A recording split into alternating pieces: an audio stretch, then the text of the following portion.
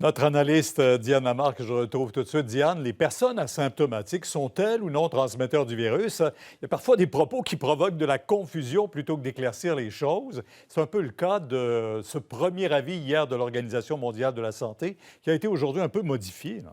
Oui, tout à fait. Il y a eu une confusion qui a été créée par la docteure Van Kerkhove, qui est un médecin de l'OMS, qui a dit que les patients asymptomatiques étaient très rarement contagieux.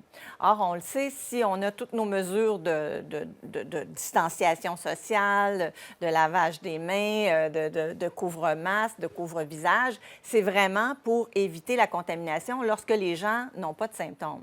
Et dans le fond, ce qu'elle voulait dire, c'était qu'il y avait peut-être quelques personnes qui n'avaient jamais de symptômes. Ces personnes-là, on ne savait pas encore si elles étaient contagieuses ou non, mais ce qu'on sait de façon claire, c'est qu'il y a peut-être jusqu'à la moitié des gens qui, avant même d'avoir des symptômes de la COVID, sont contagieuses. Et ça, c'est vraiment très, très important parce que c'est ce qui nous fait devoir considérer la plupart des gens comme étant potentiellement contagieux. Et elle a vu un peu l'ampleur de ce qu'elle avait créé comme confusion. Donc, aujourd'hui, clarification après vraiment un mouvement.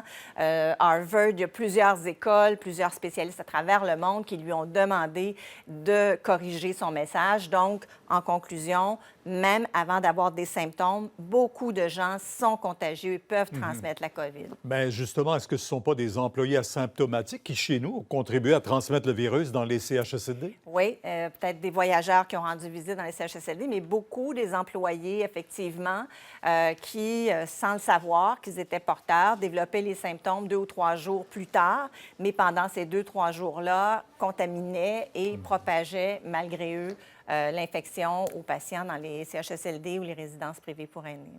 Ben voilà, merci beaucoup. À demain, Diane. À demain.